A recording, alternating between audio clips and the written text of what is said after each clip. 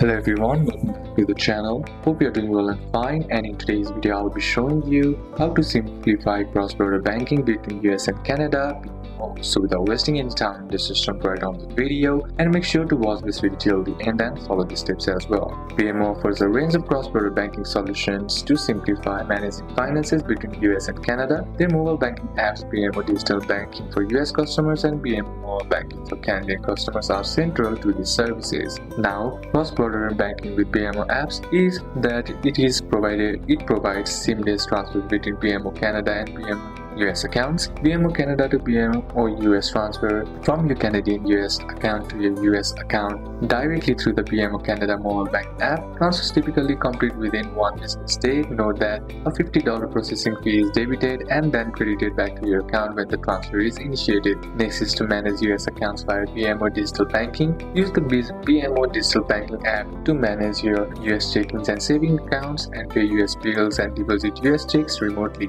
This app is available for download in the US App Store as well. And next is pay bills on both sides of the border. Set up and manage bill payments for both Canadian and US bills through the respective BMO apps, and this feature helps you to stay on the top of your financial obligations without the need to switch between different banking platforms.